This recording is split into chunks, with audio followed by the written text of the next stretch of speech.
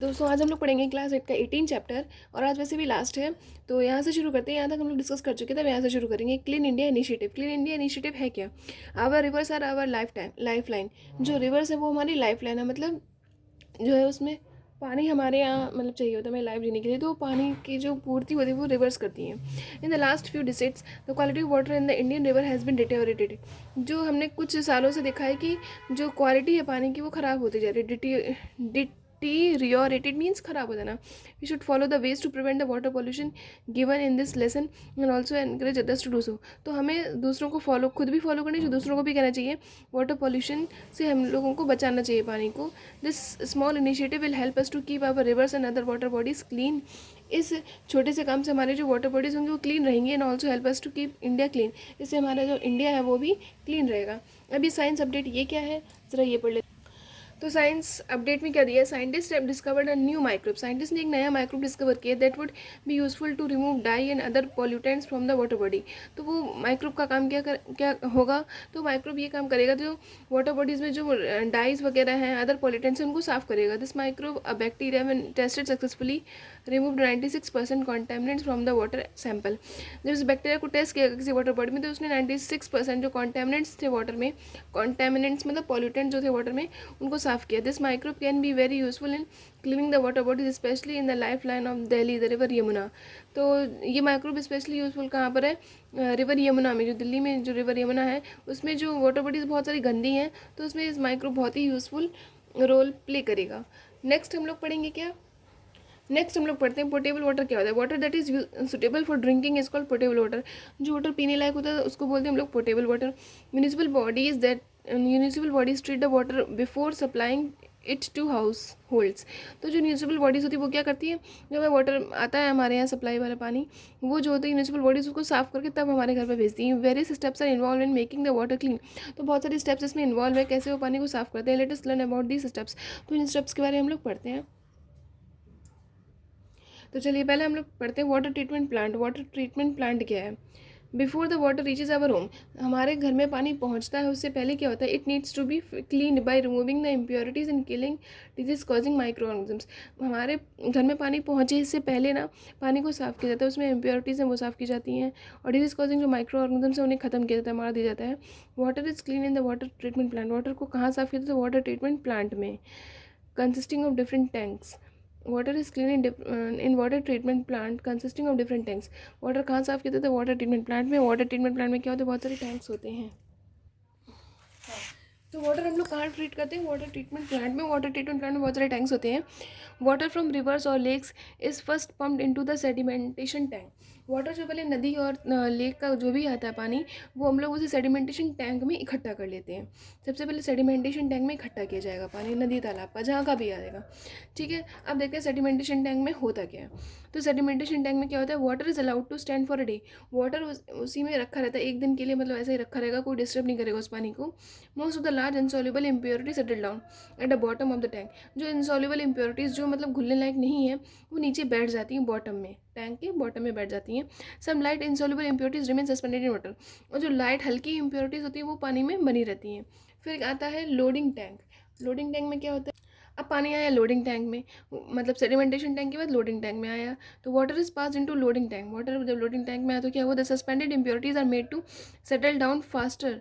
जो suspended impurities, जो घुली हुई उसमें इम्प्योरिटीज़ हैं, वो क्या होती हैं, वो बैठाने की कोशिश की जाती है ताकि वो नीचे बैठ जाए पानी में। तो are made to settle down faster by the addition of some chemicals like alum. तो इम्प्योरिटीज नीचे आसानी से बैठ जाए, तो उसमें सबसे पहले फिटकरी डाली जाती है।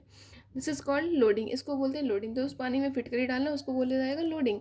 नेक्स्ट है क्या है, फिल्ट्रेशन टैंक। फिल्ट्रेशन टैंक में क्या होता है, फिल्ट्रेशन टैंक में the water is then pass to filtration tank. फिर अब लोडिंग के बाद हमने फिटकरी डाली लोडिंग में, अब हम फिल्ट्रेशन टैंक में लेके उसको साफ भी तो करना होगा। The water is then pass to filtration tank.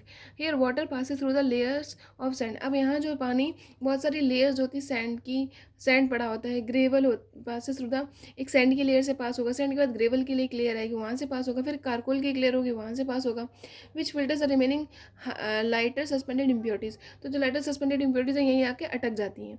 फिर आता है क्लोरिनेशन टैंक में डाला जाता है। अब देखो फिल्ट्रेशन के लिए हम छन्नी यूज़ नहीं की, लेकिन छन्नी की जगह ये सैंड बिछाया, फिर ग्रेवल बिछाया, फिर कारकोल बिछाया, तो इससे पानी छन जाता है। फिर आया पानी क्लोरिनेशन टैंक में डाला जाता है। उसमें क्या होता है, क्लोरिनेशन टैंक में the water from the filtration tank is pass into the chlorination tank. अब फिल्ट्रेशन टैंक के बाद पानी आया क्लोरिनेशन टैंक में, है chlorine is added to water, तो नाम से पता चल रहा है क्लोरीन ऐड की जाती है क्लोरिनेशन में। It kills all the disease causing micro organisms germs present in water. इससे क्या होता है, इसमें क्लोरिनेशन टैंक में क्लोरीन की जो टैबलेट आती है वो ऐड की जाती है ताकि वो जर्म्स को मार दें। The water is now fit and safe for drink. अब पानी जो है पीने योग्य हो जाता है हमारा। अब आता है स्टोरेज टैंक। क्या होता है, आफ्टर प्यूरिफिकेशन, प्यूरिफिकेशन मीन साफ सुथरा होने के बाद, प्यूरीफाई होने के बाद the safe drinking water is collected in big storage. तो जो अब जो पानी पीने वाला पानी है कहाँ पर स्टोर किया जाता है, बड़े बड़े स्टोरेज टैंक्स में। From these tanks it reaches our homes and through pipes. अब इन्हीं टैंक्स के थ्रू ये पानी जो है पाइप के थ्रू हमारे घर में पहुँचता है। और यहाँ डायग्राम भी दिखाया गया है, ये देखिए, ये डायग्राम में ये दिखाया गया है रिवर वाटर से जो पानी है यहाँ इकट्ठा हुआ सेडिमेशन टैंक में। और यहाँ देखिए इम्प्योरिटीज़ यहाँ बैठ गई हैं नीचे। फिर सेडिमेशन टैंक के बाद लोडिंग टैंक में आया, लोडिंग टैंक में सेटल इम्प्योरिटीज़ बैठ गई और महीन वाली इम्प्योरिटीज़ बैठ गई। फिर यहाँ पंप है, यहाँ के थ्रू पानी फिल्ट्रेशन टैंक में। फिल्ट्रेशन में क्या है, ये ग्रेवल्स हैं, ये सब इकट्ठे किए गए हैं ताकि पानी छन जाए। फिर यहाँ से छनने के बाद फिर पानी यहाँ से होते हुए यहाँ जाता है क्लोरिनेशन टैंक में। क्लोरिनेशन टैंक में क्लोरीन की टैबलेट डाले तो यहाँ जम्स मर जाते, फिर यहाँ के बाद यहाँ इकट्ठा होता है, यहाँ से फिर सप्लाई होती है। ये टंकी हम लोगों ने देखी होगी, बनी हुई है अपने आसपास। यहाँ से फिर एक पाइप गया जो घरों में पानी सप्लाई करता है। तो ये होती हैं ये चीज़ें, पानी कैसे साफ होता है। अब यहाँ से टिक द करेक्ट आंसर्स पढ़ लेते हैं। Which gas can kill a person when inhaling excess. कौन सी गैस सूंघने से इंसान मर जाता है अगर वो गैस को ज़्यादा सूंघ ले। तो carbon monoxide.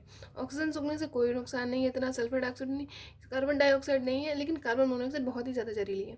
The problem caused by inhalation of dust particles of air is, the problem caused by inhalation of dust particle of air। अगर dust particles inhale कर लें तो उससे क्या होगा, respiratory problem, irritation of eye, bronchitis, brain damage। तो क्या होगा, इससे respiratory problem हो जाएंगी। ultraviolet radiations from the sun are stopped by the atmospheric layer rich in ozone। ultraviolet radiations को रोकने का काम कौन करता है, ओजोन करता है। Ozone hole is found right above. Ozone hole कहाँ फाउंड किया गया है, राइट अबव एंटार्क्टिका में। फिर increasing percentage of carbon dioxide leads to, अगर कार्बन डाइऑक्साइड का परसेंटेज बढ़ जाएगा ग्लोबल वार्मिंग हो जाएगी। नेक्स्ट है, which the following is not a cleaner source of energy. Cleaner source of energy कौन सा नहीं है, फॉसिल फ्यूल्स क्लीनर नहीं है, हाइड्रो इलेक्ट्रिसिटी ये क्लीनर है, सोलर एनर्जी भी क्लीनर है, विंड एनर्जी ये क्लीनर है। नेक्स्ट हम लोग पढ़ेंगे फिर इन द ब्लैंक्स के बारे में। The increase in the concentration of CO2 causes green house effect. अगर कंसनट्रेशन की मात्रा बढ़ जाएगी, CO2 की मात्रा बढ़ जाएगी तो ग्रीन हाउस इफेक्ट हो जाएगा। Global warming is the rise in the average temperature of the atmosphere of the earth. Global warming क्या होता है, जब हमारे धरती का टेम्परेचर बढ़ जाता है, एवरेज टेम्परेचर से ज़्यादा टेम्परेचर बढ़ने लगे तो ग्लोबल वार्मिंग होने लगती है। Dash is use in refrigerators damage the ozone layer of the atmosphere. तो कौन सी चीज़ रेफ्रिजरेटर्स में यूज़ होती है जो डैमेज करती है ओजोन लेयर को, तो chlorofluorocarbon CFCs। Water suitable for drinking water, कौन सा वाटर, पोटेबल वाटर।